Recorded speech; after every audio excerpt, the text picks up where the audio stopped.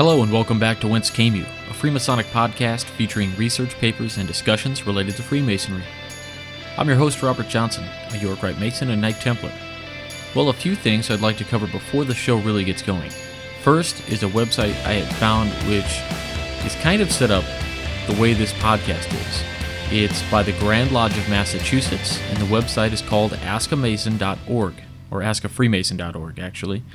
And it's a truly wonderful site where you can ask questions, find a lodge closest to you, all kinds of things. I received permission from them to put some of their videos on our website and to mention them. I'm doing just that because it really is worth a look. Even if you are already a Mason, check it out. It may be something you want to bring to your lodge's attention so that they may have the opportunity to direct others there as well. It is a great resource, and my thanks goes out to our brothers over there in Massachusetts for putting it together. Something else I wanted to mention is that in the title of each show I say discussions related to Freemasonry, so I will be adding more emphasis on this. I may read some pieces on a more esoteric nature, and even some pieces that may seem odd. I have a huge cache of articles, and many of them are published by magazines that deal with occult stuff, and none of it portrays Masonry in a bad light. However, some of it deals with some of those esoteric ideas that I was referring to, and which are so prevalent in Freemasonry. And they are just good reading, since they are indeed interesting. So keep tuned in, and you may hear about alchemy or any number of other Gnostic or conspiracy items. The show will remain the same as it has always been, but with more. I'm not taking anything away, just adding. I am also posting our new York Rite Masonry video, which will be on YouTube and Vimeo shortly. Also, if you haven't bought the Whence Came You app, I will be hopefully having a sale on the app the week of July 6th to celebrate our 1-year anniversary. It'll be marked half off in the podcast box application.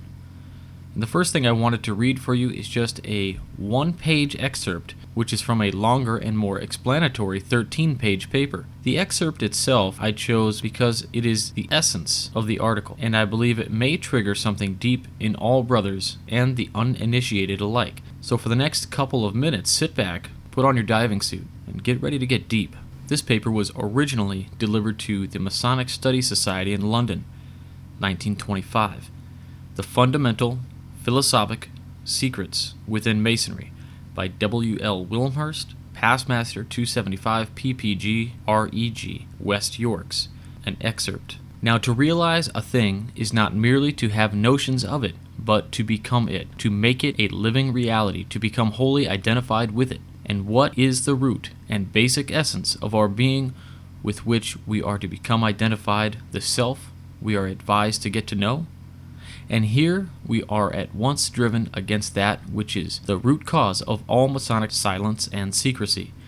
For this basic essence is something nameless, unspeakable, something beyond all verbal and mental categories, yet not, thank God, beyond feeling, for the heart can know and feel what the head fails to comprehend. Yet to cast it into a verbal coinage, for the purpose of exchanging ideas, it passes by several names. The East calls it the Self, or Atman, the self-radiant, self-intelligent, unitary root of being and deathless source of all derivative life and multiplicity. The Greek schools called it Autos, the self-contained or self-subsistent, the one or the good. The Hebrews describe it as the sacred and unpronounceable name of 4 letters, the Tetragrammaton, or as the Adonai, while Christians personalize it as God in so far as he is immanent in the soul as its concealed, vitalizing spirit, and Masonry describes it variously as the vital and immortal principle, as Adoniram, as the blazing star of glory at our center, as the light of a master mason which never goes out even while all our lights or faculties fail, because it is eternal and immortal, whilst our other faculties are temporal and perishable. But by whatever name we label it, however shadowy and imperfect our thought of it, that it is with which we are to become consciously identified by a direct act of self-knowledge. For as the teaching uniformly declares, the secret of all secrets is that thou art that.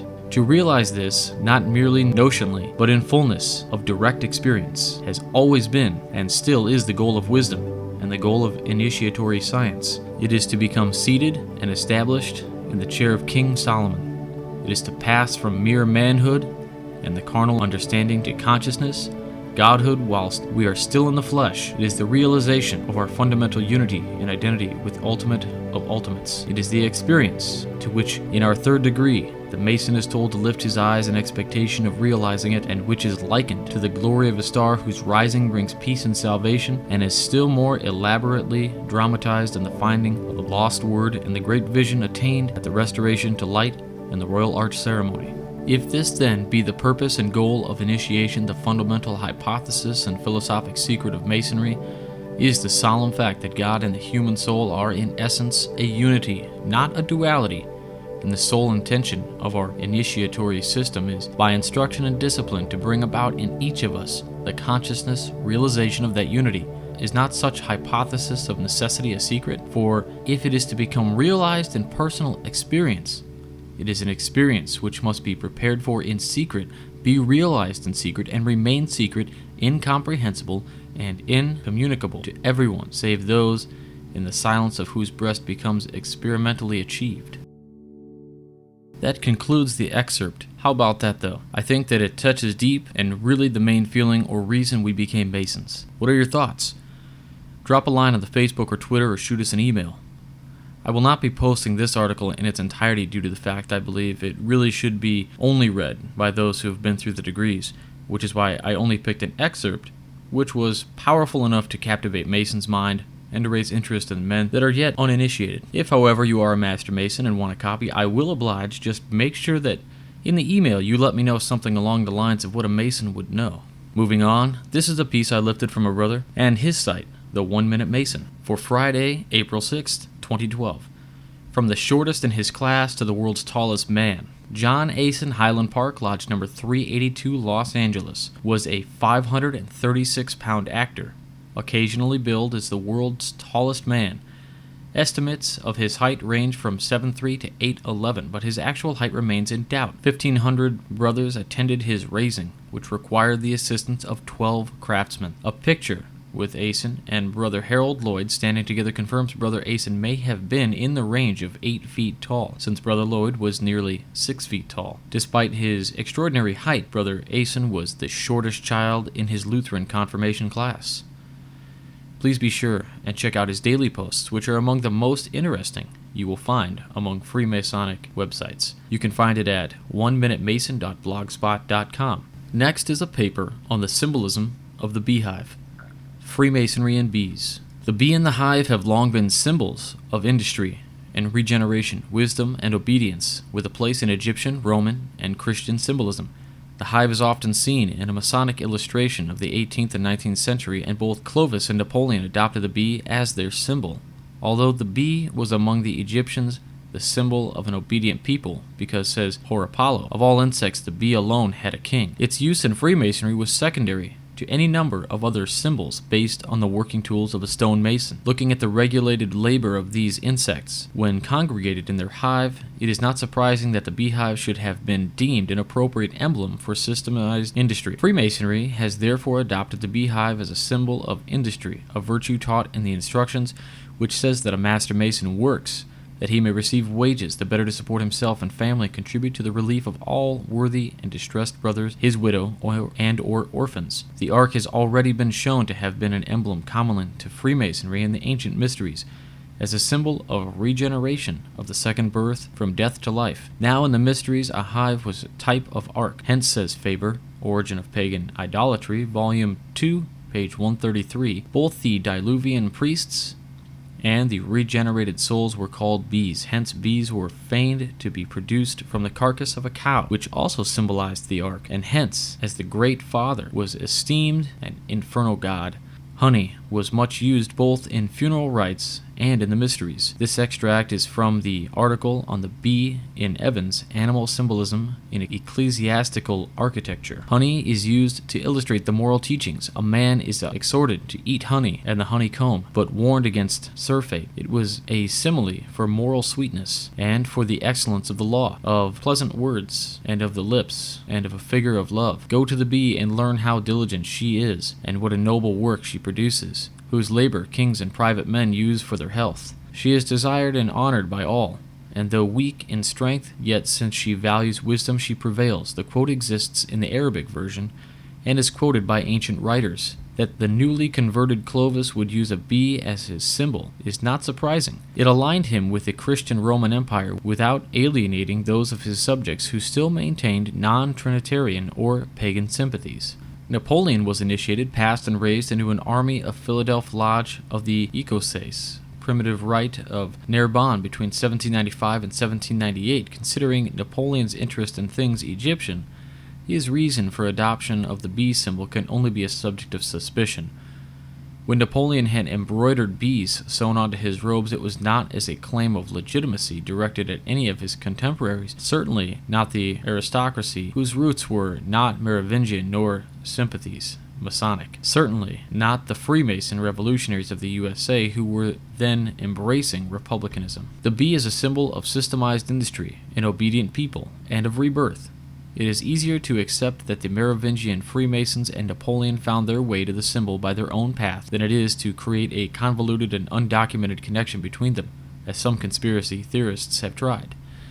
The beehive is an emblem of industry, and recommends the practice of that virtue of all created beings, from the highest seraph in heaven to the lowest reptile of the dust.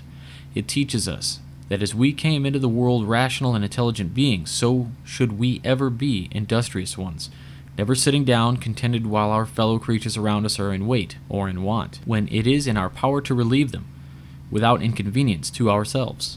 When we take a survey of nature, we view man in his infancy, more helpless and indigent than the brutal creation. He lies languishing for days, months, and years, totally incapable of providing sustenance for himself, of guarding against the attack of wild beasts of the field, or sheltering himself from the inclemencies of the weather.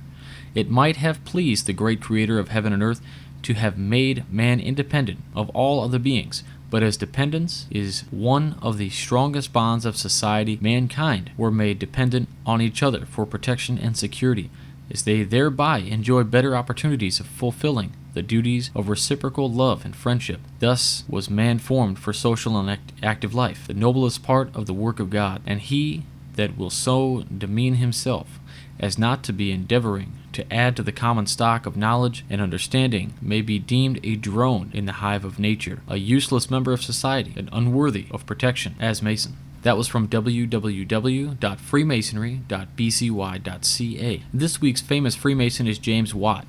19th of January 1736 to the 25th of August 1819 was a Scottish inventor and mechanical engineer whose improvements to the Newcomen steam engine were fundamental to the changes brought by the Industrial Revolution in both native Great Britain and the rest of the world. While working as an instrument maker for the University of Glasgow, Watt became interested in the technology of steam engines. He realized that the contemporary engine design wasted a great deal of energy by repeatedly cooling and reheating the cylinder. Watt introduced a design enhancement, the separate condenser, which avoided this waste of energy and radically improved the power, efficiency, and cost-effectiveness of a steam engine. Eventually, he adapted his engine to produce rotary motion, greatly broadening its use beyond pumping water. Watt attempted to commercialize his invention but experienced great financial difficulties until 1775. He entered partnership with Matthew Boulton. The new firm of Boulton and Watt was eventually highly successful, and Watt became a wealthy man. In his retirement, Watt continued to develop new inventions, though none were as significant as his steam engine work. He died in 1819 at the age of 83. Watt had been described as one of the most influential figures in human history. He developed the concept of horsepower, and the SI unit of power, the watt, is named after him. He was initiated in a Scottish lodge in 1763. That's it for this week. Find us on Facebook and follow us on Twitter at Whence Came. Also check us out on Google Plus at the email address wcypodcast@gmail.com. Check out the website for links to everything, and especially the apps for the show for your mobile device. Take care, and I'll talk to you all next week. For Whence Came, I'm Robert Johnson.